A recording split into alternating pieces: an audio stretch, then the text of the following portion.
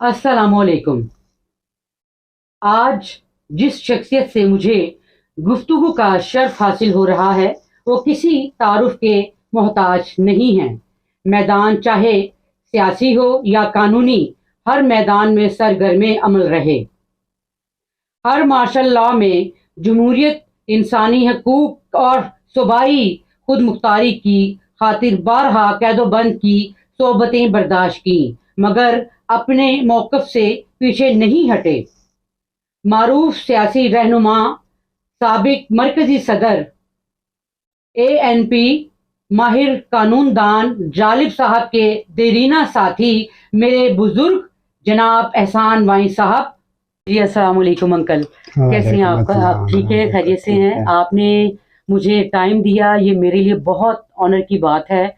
और आज मैं बड़ी मेरे लिए खुश नसीबी है कि जालिब साहब के दोस्त जालिब साहब के साथी, उनसे मुझे टाइम मिला और उनके बारे में आपसे कुछ यादें, कुछ बातें आज सुनना हमें सुनने को मिलेंगी।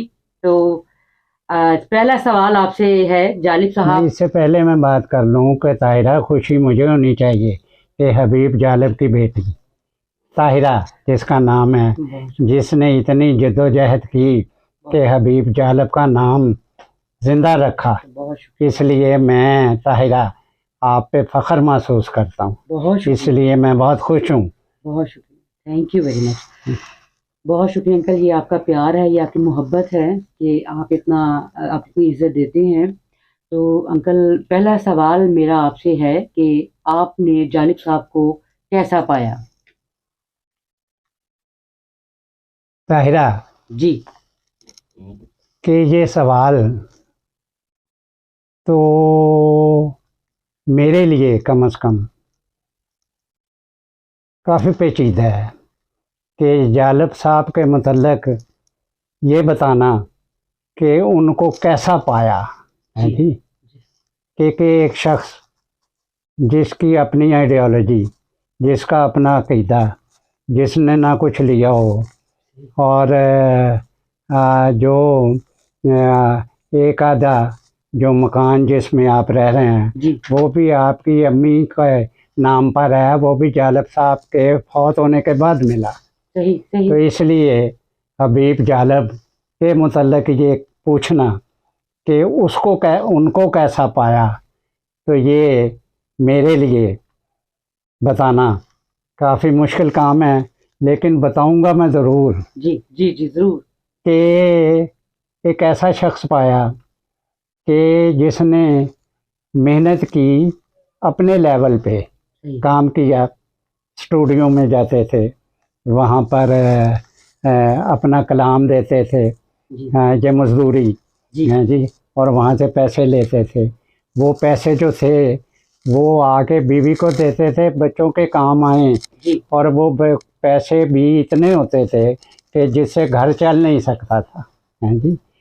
तो मुझे ये बात बताते हुए कि हबीब जालिब को कैसा पाया, तो फिर मैं मिसिज़ हबीब जालिब, जिसको मैं अपनी यंग एज में, क्योंकि मैं नौजवानी में ही जालिब साहब के साथ नहीं बल्कि हबीब जालिब को फॉलो करते हुए उनके मिसिस को बहुत ग्रेट पाया कि जिनको वो घर में बच्चे भी थे, बच्चियां भी थी जी, और पैसे भी इतने ही लाते थे कि जिससे मुश्किल से घर की एक वक्त की रोटी चल सके।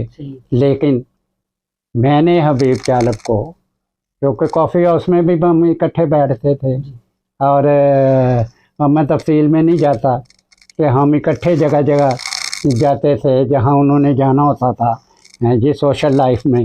वो मुझे पकड़ते थे, चल मेरे साथ, वो मुझे कई जगह ले गए हैं जी, मतलब बहुत पढ़े लिखों की जगह ले गए। तो अब हबीब जालिब की कमिटमेंट ऐसी थी ताहिरा, जमहूरियत से और इंसानों के हकूक़ के लिए और गरीबों के मसाइल हल करने के लिए, कि वो कॉम्प्रोमाइज़ करते ही नहीं थे। सही। हैं जी, ये नहीं है कि उनको ख़रीदने की कोशिश ना की, उसको उनके ख़रीदार बहुत थे। क्या बात। उनके ख़रीदार हुकूमतें भी थीं जी और इस मुल्क के जागीरदार भी थे। जी हैं जी, सरमायादार भी थे। हैं जी, हबीब चालब कि वो इस मुल्क के जागीरदार सरमायादार बेपनाह इज़्ज़त करते थे, लेकिन हबीब जालब को मैंने देखा कि वो एक डिस्टेंस पे रहते थे। सही। ये नहीं कि उनसे नफ़रत करें, मतलब वो बड़े आदमी थे हबीब जालब, जी लेकिन एक फासला था उनका। जी अब अगर हबीब जालब ये देखते कि भाई मेरे इतने बच्चे हैं, किराए के घर में रहता हूँ, कई साल तो वो अपनी ज़िंदगी में किराए के मकान में रहे। क्या बात। हैं जी, सही। ये तो आखिर में वो संत नगर एक मकान है जी लिया हुआ था, वो भी अजीब सा मकान था। ऊपर बाहर से नज़र मकान आता था, ऊपर से घर में चढ़ो तो मकान ही नज़र नहीं आता था। सही। हैं जी, तो समझ ही नहीं लगती थी कमरा किधर है तो किधर नहीं। इस तरह और के मकान में। इतने, और उसमें मिसेज हबीब जालब, आपकी अम्मी सही। मुमताज़ बेगम। मुमताज़ बेगम, उन्होंने ज़िंदगी गुजारी। हैं जी, अच्छा अच्छा। तो बच्चों को पाला, क्या बात। और बच्चों को भी ख़ास तौर पे बच्चियों, ताहिरा तुम्हें ख़ास तौर पे इस तरीके से पाला। है जी, जालब साहब ने तो जो पालना था, जो हमारी भाभी मुमताज़ बेगम ने जो आप लोगों की तरबियत की, जी जी हिम्मत दी, जी क्योंकि जालब के साथ रहना है जी, जी। और लॉयल रहना क्या बात। है जी, तो फिर वो हिम्मत आपको मिली। जी आपने फिर हबीब जालब के फातीदगी के बाद हर बरसी मनाई। सही। किसी को तौफीक नहीं हुई, सियासी पार्टियों को, जो इस्तेमाल करते रहे, इस्तेमाल का लफ्ज़ है भी है, जो उनसे कलाम अपने जलसों में उनके नाम पे, अगर इनके जलसे में 10,000 लोग आने होते थे, तो जहाँ ये कहते थे हबीब जालब कलाम पढ़ेंगे, तो वहाँ लाख बंदा जमा हो जाता था। क्या बात। क्या बात।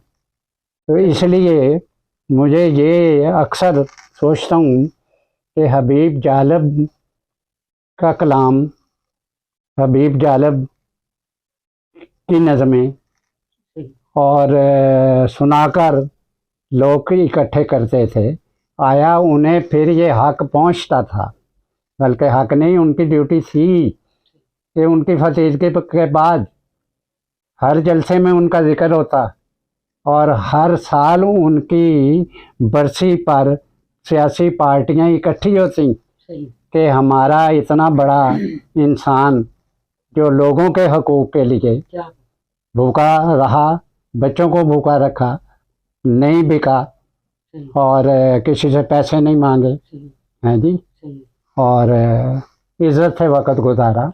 ये नहीं, वो स्टूडियो से भी मुझे याद है, क्योंकि मैं अक्सर हबीब जालब के साथ घर भी जाता था, तो अगर 1100 रुपया लेके आया हबीब जालब स्टूडियो से अपने कलाम का, तो वो 1,000 रुपया अपने बीवी को दे के सिर्फ 100 रुपया अपने लिए रखते थे।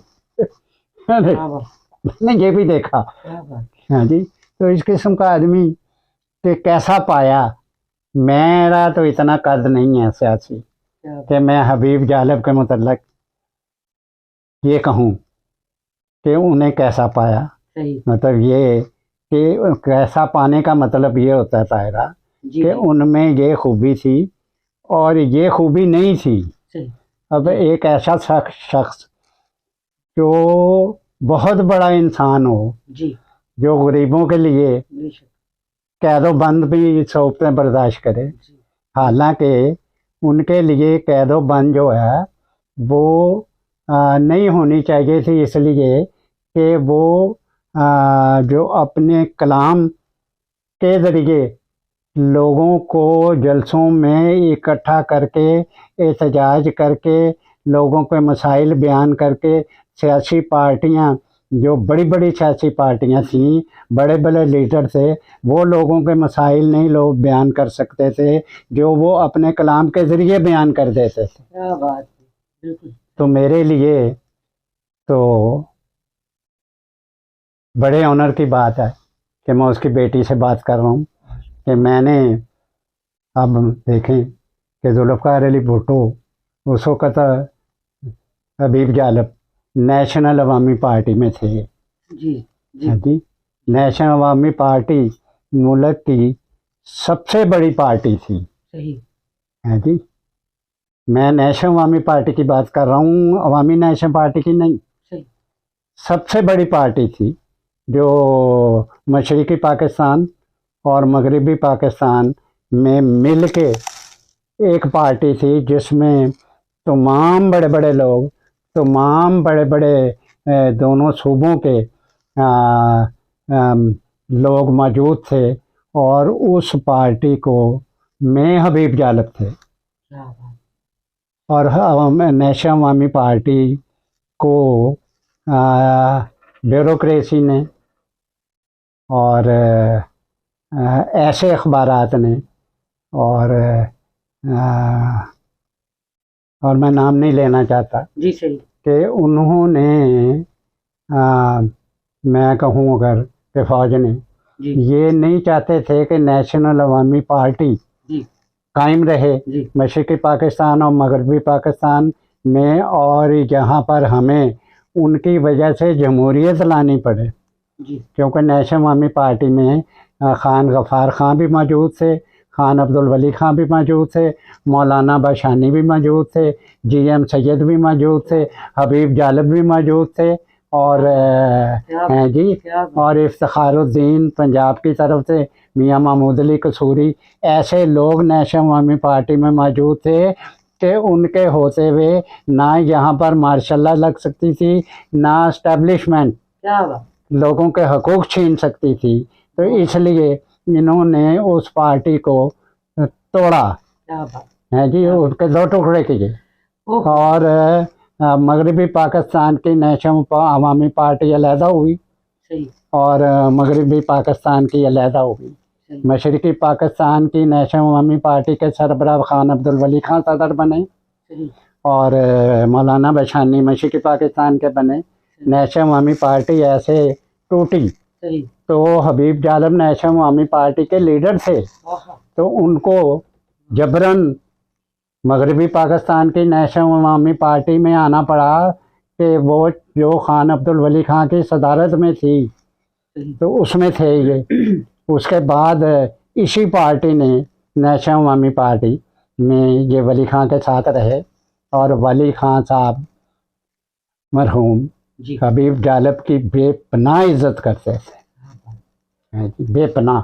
क्योंकि खान अब्दुल वली खान की 16 साल कैद थी, है जी, लोगों के हकूक़ के लिए, जमहूरियत के लिए और इस्टेब्लिशमेंट के लोगों के हकूक़ छीनने के ख़िलाफ़, है जी, लोगों की बच्चों की तालीम के लिए 16 साल जेल काटी खान अब्दुल वली खान ने। लेकिन जब मीटिंगों में मैं जाता रहा हूँ तो नेशनल अवामी पार्टी में मैं मौजूद था, तो हबीब जालप के साथ अक्सर जाता था पार्टी अटेंड करने मीटिंग। तो मैं देखता था कि जिस वक्त हबीब जालप यूँ पार्टी के अंदर मीटिंग में शामिल होते थे तो तमाम पार्टी के अरकान जालप को देख के खड़े हो जाते थे। इतनी उनकी जद्दोजहद थी, इतनी कमिटमेंट थी, इतनी उनकी इज्जत थी। अब मैं आपको क्या बताऊं, कोई नक्श अगर मैं देखूं तो ये मैं आपको बताऊं कि मैंने क्या पाया, कैसे पाया। तो इसलिए हुआ फिर ये कि इसी नेशनल अवामी पार्टी जब वो भुट्टो साहब आ गए, है जी, पहली कैद मैंने हबीब जालप के साथ भुट्टो के दौर में काटी। सही। है जी, सही। क्योंकि नेशनल अवामी पार्टी एक सेकुलर पार्टी थी। मैं आपको बात बताऊं, तल्लक उनका ज़हनी तौर पे लेफ्ट से था हबीब जालप का, लेकिन प्योर सेकुलर थे, हैं जी, मजहबी एक्सप्लॉयटेशन के ख़िलाफ़ थे। वो कहते थे कि मजहबी एक्सप्लॉयटेशन गरीबों से रोटी छीनती है, बच्चों से तालीम छीनती है, और ये जो है जब तक सेकुलरिज्म मुल्क में नहीं आएगा उस वक़्त तक मुल्क में जमहूरियत आ नहीं सकती। उनका ये ईमान था कि जमहूरियत और सेकुलरिज्म ये साथ साथ चलते हैं। सेकुलरिज्म होगा तो जमहूरियत आएगी, जमहूरियत आएगी तो सियासी पार्टियां स्ट्रॉन्ग होंगी, सियासी पार्टियां स्ट्रॉन्ग होंगी तो सूबाई खुद मुख्तारी आएगी, ताकि सूबों की नफ़रत जो बड़े सूबे से पंजाब से चल रही है ये ख़त्म होगी, तो वो सूबाई खुद मुख्तारी के लिए भी लड़ते रहे हैं जी, गरीब की रोटी के लिए भी लड़ते रहे हैं जी। अपने बच्चों को रोटी नहीं दे सकते थे लेकिन गरीब की बच्चों की रोटी के लिए लड़ते थे कि इन्हें रोटी दो, इन्हें तालीम दो। अपने बच्चों को पता नहीं किस तरह तालीम दी उस शख्स ने। तो उसके बाद उसी पार्टी को जुल्फ़िकार अली भुट्टो ने कि वो ने बड़ी कोशिश की, आप हैरान होंगे कि भुट्टो ने हबीब जालब को काफ़ी कोशिश की कि मैं किसी तरीके से पीपल्स पार्टी में शामिल कर लूँ, और मियाँ महमूद अली कसूरी के साथ, क्योंकि वो भी नेशनल अवामी पार्टी में थे, एक बड़ी कोशिश थी कि मियाँ महमूद अली कसूरी चूँकि पीपल्स पार्टी में चले गए थे तो उनका ख्याल था मैं हबीब जालब को भी पीपल्स पार्टी में ले जाऊंगा। तो उन्होंने कहा कि हबीब जालब मेरे साथ है।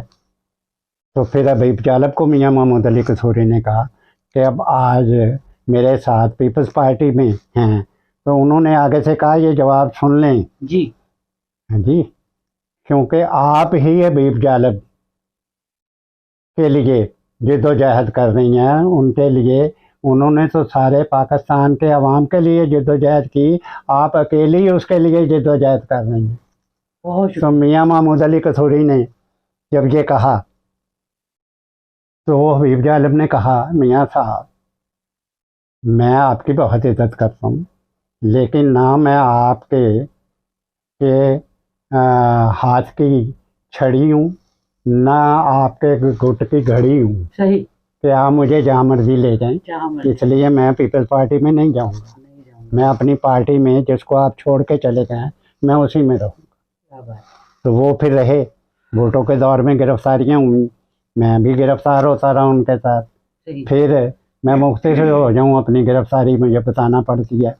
फिर MRD बनी, MRD में बनते ही पहले दिन जो गिरफ्तारियाँ हुई जी, मलिक कासिम था, हम कैंप जेल में भी रहे, हबीब जालब, मलिक कासिम और दीगर, और कोट लखपत जेल में भी रहे हैं जी।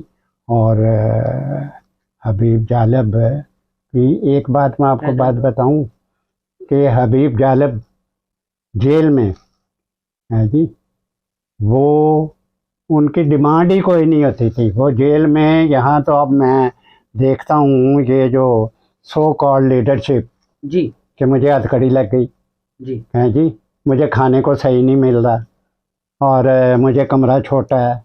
हम जेलों में ज़मीनों पे ही सोते थे।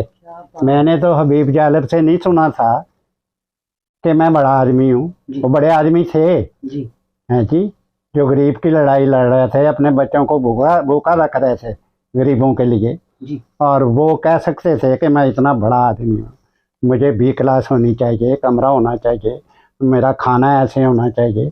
वो वही खाना खाते थे, दाल रोटी। उस वक़्त दाल रोटी भी क्या थी, रोटियों में रेत होती थी और दाल ऐसे होती थी जैसे मोबाइल हो।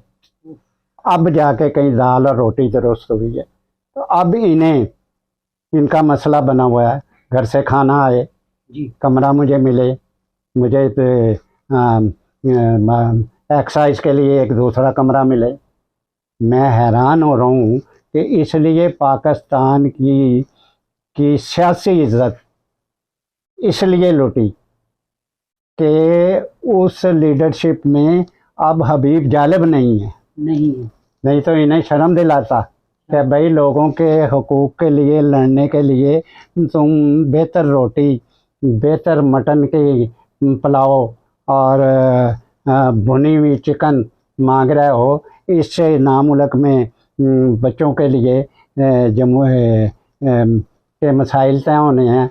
ना ये 3 करोड़ बच्चा जो सड़कों पे बग़ैर तालीम के फिर रहा है, ना ही इन्हें स्कूलों में दाखिला मिल सकता है।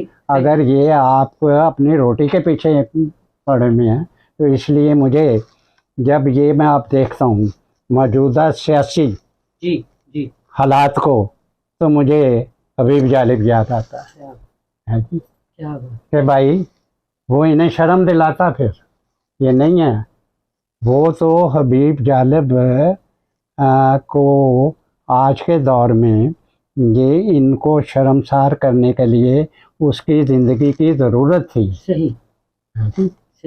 और फिर ये मुल्क के, तो मेरा मतलब है ये जागीरदारों का मुल्क था, सरमायादारों का मुल्क था। जागीरदार भी वो जो अंग्रेज़ के दौर से जागीरें लेकर आए थे, जिनके देहातों में वो लोगों को कहते थे कि वो जागीरदार, कि ये तुमने हमें वोट देना है, अगर तुमने उस फलां को वोट नहीं दोगे तो तुम्हें गांव से निकाल देंगे जी। तो वो जहाँ ये सिस्टम हो जी, तो फिर हबीब जालिब की ज़रूरत होती है। अब हबीब जालिब को हर पार्टी ने अपने अपने जलसों के लिए, अपनी शोहरत के लिए इस्तेमाल किया। लेकिन जिस वक़्त हबीब जालिब PNA की टिकट मांग रहा था, तो टिकटें इन्होंने ऐसे ली कि जैसे लूट पड़ी हो। इन्होंने हबीब जालिब को टिकट भी नहीं दी हैं जी। इन्होंने हबीब जालिब को टिकट तो दरकिनार ही, इन्होंने ये जो एक तो असम्बली है ऊपर, उसमें वहाँ भी नहीं भेजा। सही है जी। सही। वो भी ये नहीं कहता था, हबीब जालिब ने ये नहीं कहा कि मुझे टिकट दो, इन्हें देनी चाहिए थी हैं जी। वहाँ टिकटें अपना कोई फलां लीडर ले गया, को फलां लीडर ले गया हैं जी, इसे टिकट नहीं दी हबीब जालिब को। इसलिए मैं समझता हूँ कि इन्होंने, अब मशरिक़ी पाकिस्तान में ज़्यादा गिरफ्तारियों की बात नहीं करना चाहता, क्योंकि उन्होंने तो हर दौर में गिरफ्तारी की जी। सही। और जहाँ तक मुझे मेरा चांस था, मैं भी उनके साथ साथ जाता रहा। लेकिन यहाँ जब मशरिक़ी पाकिस्तान अलहदा होना कर रहे थे ये इस्टेब्लिशमेंट, उस वक़्त हबीब जालिब की कमिटमेंट थी कि मशरिक़ी पाकिस्तान को इस्टेब्लिशमेंट अलहदा कर रही है और ये उन पर जुल्म करेगी, गोली चलाएगी। हमने, या उस वक़्त गोल बाग होता था, कज़ाफ़ी बाग, तो ये बाद में उसका नाम पड़ा।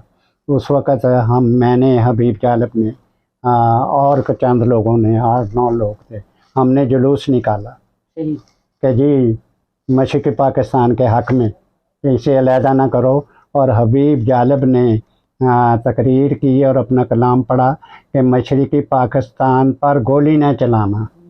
ये 6 मार्च 1971 की बात है। 6 मार्च 1971 को इन्होंने तकरीर करते हुए कहा यूनिवर्सिटी के सामने गोलबाग के पास कि मशरिक़ी पाकिस्तान के लोगों पे गोली न चलाना, गोली चलाओगे तो मुल्क टूट जाएगा हैं जी। इन्होंने गोली भी चलाई और उसी 71 की दिसंबर को मुल्क तोड़ दिया। लेकिन उस वक़्त पीपल्स पार्टी के जाले यूनिवर्सिटी में ईंटें लेके खड़े थे कि वो हमें ईंटें मारें, तो इन्होंने जुलूस क्यों निकाला हुआ है, क्योंकि ये तो मुल्क तोड़ने के हक़ में थे। तो वो तो हुआ, ये मैं तो नहीं कहता बेहतर हुआ, लेकिन हुआ ये बेहतर है कि हमें या खान ने गिरफ़्तार करा लिया, नहीं तो वो ये हमें ईंटें मार देते। तो इसलिए मैं ये समझता हूँ कि हबीब जालिब ने कुछ नहीं लिया, हबीब जालिब ने लोगों को दिया, उन्होंने जद्दोजहद की। यहाँ तक उनका तो हुआ कि जिस वक़्त यहाँ कालाबाग ने जो गवर्नर थे पंजाब के, उन्होंने इसे कहा हबीब जालब को कि ये करो और ये ना करो। हबीब जालब ने कहा, हालांकि कालाबाग वो था जिससे भुट्टो भी डरता था। वो इतना बड़ा फिरौन था। तो हबीब जालब ने कहा, तुम कौन होते हो मुझे रोकने वाले कि मैं फलां जगह नज़म पढ़ूँ, फलां जलसे में ना पढ़ूँ। तो इन्होंने उस कालाबाग ने इस लाहौर के सबसे बड़े बदमाश से इसके खिलाफ पर्चा करवाया, FIR कराई कि हबीब जालब मुझे कत्ल करने लगा था, है जी।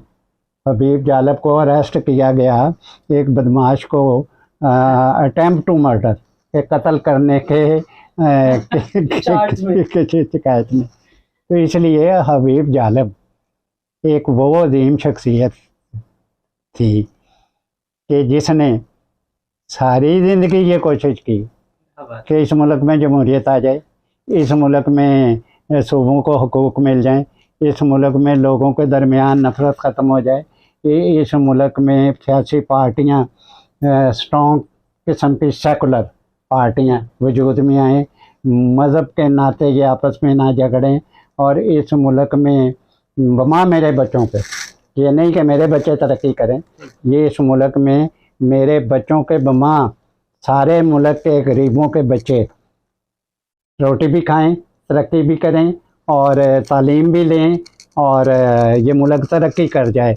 और तरक्की उसी सूरत में थी जिस सूरत में हबीब जालब की जद्दोजहद थी कि भाई ये उसी तरीके से जद्दोजहद हो सकती थी। और फिर हबीब जालब को मैं ज़्यादा लंबा तो नहीं चला गया जी नहीं सर, मैं बस आखिर में दो जो मैंने बात करनी है कि भुट्टो के दौर में क्योंकि इसने भुट्टो को पीपल्स पार्टी में शमूलियत से इनकार किया। भुट्टो मरहूम ने जो नेशनल अवामी पार्टी सुबह ये मगरबी पाकिस्तान की थी, उस पर पाबंदी लगाई है जी, और पाबंदी लगा के सुप्रीम कोर्ट में भेजा, उसने भी पाबंदी लगाई। उसने भुट्टो ने वली खां को और बलूचिस्तान से अताउल्ला मंगल को, खैर बख्श मरी को, इधर खान अब्दुल वली खां को और दीगर लोगों को, और पंजाब से हबीब जालब को हैं जी गिरफ्तार किया। और हैदराबाद ट्रिब्यूनल हैं जी एक अदालत बनाई, उसमें रखा कई साल जी। और जालिब साहब के बेटे का स्वयं था उस जिस दिन गिरफ्तारी हुई, तो कई साल वो वहाँ रहे। और चूँकि मैं इसलिए कि मुझे बहुत पता है कि वो झूठा मुकदमा हबीब जालब की बाद में कई साल बाद जमानत हुई, कि मैं चूँकि वहाँ वकील था, और जय इनका वली खां का भी और इन लोगों का जालब का भी, और आबिल मिंटो भी वकील था और मियाँ महमूद अली कसूरी भी वकील थे। सर मैं एक सवाल आपसे करना चाहूँगी। बिसाइड्स ऑल थिंग्स, हमने जालिब साहब को बीइंग अ फॉलोअर, मैं जालिब साहब की जिद्दोजहद, उनकी सियासी तहरीकें, उनकी शायरी हर पाकिस्तान के 99% अवाम की जो है वो अहाता करती है। उनकी जिद्दोजहद पिसे हुए तबकात के लिए थी, उनकी जिद्दोजहद उस मजलूम तबके की आवाज़ थी जिसकी आवाज़ उस दौर में भी जब खौफ से पता नहीं काम सकता था, उस दौर में भी जालिब साहब ने उनकी जिंदगियों का अहाता किया और अपनी जिद्दोजहद से साबित किया, अपनी शायरी से, अपने सोच से इस बात को साबित किया कि वो इस मजलूम तबके की, इस 99% आबादी की जिसके हक तलफी हो रही है, उसका वो आवाज बने। हम सब जालिब साहब की जिद्दोजहद से वाकिफ है, नौजवानों तक हम ये पैगाम लेकर जा रहे हैं और पहुंचा रहे हैं ताहिरा जालिब की तवज्जुह से कि आप जैसे लोगों से जो इस वक्त चलती फिरती एक इंसाइक्लोपीडिया हमारे लिए हिस्ट्री है, हमारे लिए आप सब लोगों की अहमियत बहुत ज्यादा है, क्योंकि आपने पाकिस्तान के हालात को बनते बिगड़ते और इस मुल्क को दो लख्त होते भी देखा। उस दौरान में भी जितनी कैद और कैदें थी, सख्तियां थी, जेलें थी, सब कुछ बर्दाश्त किया। मैं आपसे सर ये सवाल करना चाहती हूँ, अपने इस जालिब साहब के हवाले से कि हम ये सारी सरगर्मियों से वाकिफ हैं। आपकी कुर्बानियां, आपकी जिद्दोजहद सब कुछ लायके तहसीन है, और हम कोई भी नहीं होते कि हम आपको खराज तहसीन भी पेश कर सकें, क्योंकि आप लोगों के कद इतने ऊंचे हो चुके हैं। आप लोगों ने हकीकी मानों में अपनी जिंदगियों को त्यागा है, अपनी जिंदगियों को त्याग के इस मुल्क की खातिर, इस मुल्क की आवाम की खातिर जिद्दोजहद की, उनके हकूक की बात की हमेशा। सर, मैं आपसे ये सवाल करना चाहती हूँ कि क्या जालिब साहब की जो लेगेसी है उसको जैसे ताहिरा लेकर चल रही हैं, और जितने भी मुश्किलात हैं, जितने भी मामलात हैं, उनको देखते हुए भी आपने उनको हमेशा प्यार से, मोहब्बत से हमेशा टाइम दिया और किया। जालिब साहब ने तो जो करना था वो कर गए। आप क्या समझते हैं कि, मेरा सवाल आपसे सिर्फ ये है कि हर कामयाब मर्द के पीछे एक औरत का हाथ होता है, जो कि बजा तौर पर जालिब साहब की मिसेज का बहुत बड़ा हाथ था उनकी कामयाबी के पीछे में, और आप इस सारी चीजों के जो हैं वो चशमदीद गवाह है। हमें इसके मुतालिक भी प्लीज कुछ बताइए। ये मैंने बात करते हुए जी ये कहा जी कि मिसेज जालब जो हमारी भाभी थी, बहन भी थी मेरे लिए, तो वो बड़ी अजीम खातून थी, है जी, कि गुजारा उन्होंने जालब के साथ मोहब्बत की बहुत, ये नहीं कि गुजारा किया, फाके रह के गुजारा किया। तो जहाँ तक जालब साहब के जालब के पास टाइम नहीं था कि अपने बच्चों की वो सही तरीके से परवरिश करें, उन्हें पढ़ाएं, पैसे ही नहीं होते थे। जी सर, तो वो उस खातून ने उन बच्चों को कोशिश की कि किसी तरीके से ये पढ़ जाएं और ये हबीब जालब इनमें से कोई बन सके। लेकिन मैं ये समझता हूँ कि उस कोशिश के नतीजे में सवाए ताहिरा जालब के और कोई उनके जालब साहब के फॉलोअर्स, उनके जो औलाद है या उनकी बेगम थी, हैं जी, हमारी भाभी बहन, या आगे ताहिरा है, जिसकी वजह से हबीब जालब के वफ़ात के बाद अगर हबीब जालब को ज़िंदा रखा है पॉलिटिकली, तो वो ताहिरा ने रखा। यही मशरिक़ी पाकिस्तान भी गई, जिसमें मैंने बताया कि हम कैद हुए या के दौर में, उसी का अवार्ड मिला, ये जाके लेके आई। यही जाती है जगह जगह, और ख़ुद भी ये मेहनत मजदूरी करके कमा के तो ये घर चला रही है जी, जिसमें जालब साहब की बेटियां भी हैं। और अफसोसनाक बात यह है कि हबीब जालब के बेटों में से किसी ने ये कोशिश नहीं की कि वो घर को संभालें या घर को चलाएं। मैं चूँकि उनके ख़िलाफ़ बात करने को तैयार नहीं हूँ, मैं तो तारीफ़ करने को तैयार हूँ ताहिरा की और भाभी की और बहन की, कि वो बाकमाल थी, और उनकी वजह से अगर हर वक्त वो हबीब जालब बड़े पुरअमन तरीके से रहे, घर में जाते थे, वो उनकी ख्वाहिश होती थी कि मैं घर जाऊँ, है जी, और उन्हें पता होता था कि मेरी बीवी मुझे फाके रह के भी वेलकम करेगी। तो इसलिए वो ग्रेट औरत थी, और उसने, मैं उसको ये क्रेडिट देता हूँ, हैं जी, कि उसने बड़ी भूखे रह के भी कोशिश की कि मेरी औलाद में से कोई लड़का हबीब जालब बन जाए, जिसमें वो नाकाम हुई। और फिर मैं ये कह दूं कि कामयाब हो गई वो ताहिरा को जालब बनाने में।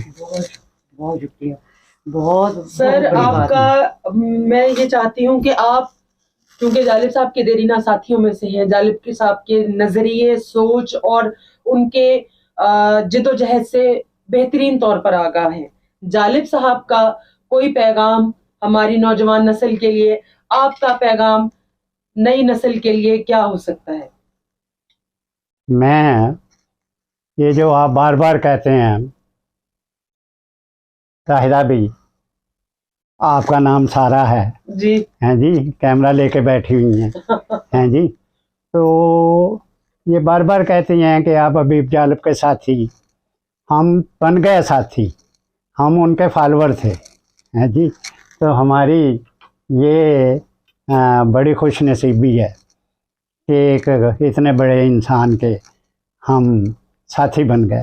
तो इसलिए उनके साथ उनके लिए, लोगों के लिए उनका मैं पैगाम जो है वो यही दे सकता हूँ कि उनमें क़ुव्वत बर्दाश्त बहुत थी हबीब जालिब में, हैं जी। वो लोगों के हकूक़ के लिए अपने ज़ाती हकूक़ सारे ही कुर्बान कर दिए थे उन्होंने। तो इसलिए ये अपने में हौसला पैदा करें, सब्र पैदा करें और मज़हब की एक्सप्लॉइटेशन ना होने दें कि मज़हब के नाते ये फ़िरका वारियत जो है उसके हबीब जालिब बहुत ख़िलाफ़ थे। और ये हबीब जालिब का पैगाम अगर नई नस्ल को वो यही है कि मजहबी फ़िरका वारियत से दूर रहें, हैं जी, और मज़हब को एक्सप्लॉइट ना होने दें और मज़हब के नाम पे लोगों को वोट ना दें कि जी ये जो एक्सप्लॉइट करें। मैं मजहबी पार्टियों की बात नहीं करता। तो चूँकि हबीब जालिब ने सारी उम्र जमहूरियत की, सेकुलरिज़म की सियासत की, इसलिए ये तमाम नौजवान जो कि अब नौजवान हैं 18 साल से लेके 25-30 साल तक 56% नौजवान हैं, ये हबीब जालिब को फॉलो करें। किस तरीके से कि ये लीडरों के पीछे मुलाजमों की तरह फिरते हैं, उनके मुलाजमों की तरह ये कौम के पीछे फिरें, ये जमहूरियत के पीछे फिरें, ये लोगों के हकूक़ के लिए के पीछे फिरें। ये उन पार्टियों को, उन लीडरों को कहें कि हम आपके मुलाजम नहीं हैं। हबीब जालिब मुलाजम इनका किसी का बना नहीं, बड़े आदमी यूँ लगता था कि वो सारे ही उसके मुलाजम हैं। इसलिए तो मेरा हबीब जालिब की तरफ से जो मैंने सीखा यही पैगाम है कि आप जिद्दोजहद करें जमहूरियत के लिए, लोगों के हकूक़ के लिए, लोगों के बच्चों की तालीम के लिए, गुर्बत को दूर करने के लिए। क्योंकि सारी ज़िंदगी फाइनली मैं ये कहूँगा कि हबीब जालिब गरीब रहा और हबीब जालिब गरीबों के साथ रहा। सही। अब सर आपसे एक आखिरी सवाल है। आप जैसे कि आप जानते हैं कि आप जालिब साहब की बेगम के वकील भी रहे हैं, उनके मुकदमे जो केसेस उनके ऊपर होते रहे वो आप लड़ते रहे। तो मैं ये आपसे पूछना चाहती हूँ और सबको बताना चाहती हूँ आपके तवज्जो से कि जालिब साहब के नाम पे कोई घर, कोई जायदाद उनके नाम पे नहीं थी, ये आप भी जानते हैं। तो जो अखबारों में हम लोग पढ़ते रहे हैं कि उनके ऊपर केस कर दिया, और फिर ये भी सुनने को मिल रहा है कि जी जालिब साहब के जो बच्चे हैं वो कम पढ़े लिखे हैं। और फिर इसके अलावा ये भी हम लोगों ने सुना कि अपना जो जालिब साहब का जो पहचान है, जालिब साहब ने जो अपनी पहचान दी है वो सिर्फ एक मखसूस शख्स है जो कहता है कि सिर्फ मुझे ही जालिब साहब ने अपना नाम दिया। उसके ताहिरा, ये मैं ये समझता हूँ कि आपने ये भी कहा कि जालिब ने बच्चों को ज़्यादा नहीं पढ़ाया जी। क्या जालिब ने कोई PhD की हुई थी? सही। कि ऑक्सफोर्ड के पढ़े हुए थे वो? जालिब की पढ़ाई तो लोगों के हकूक़ थे। सही। और वो इतना बड़ा इनकलाबी शायर था कि जितनी दुनिया की पढ़ाई लोग कर लें तो इनकलाबी शायर को PhD कोई ऑक्सफोर्ड का पढ़ा हुआ कोई वो कर सकता है कि इनकलाबी शायरी। इसलिए हबीब जालिब बेपनाह पढ़ा लिखा इंसान था और उसने आगे अपना नाम कोई देता नहीं है। कोई नाम, ताहिरा आप बात मेरी गौर से सुने। जी जी। ये सवाल बेबुनियाद है। सही है कि जालिब ने अपना नाम तो नहीं किसी को देना जी। नाम तो बंदा औलाद में से नाम खुद लेता है। सही। खुद कैसे लेगा?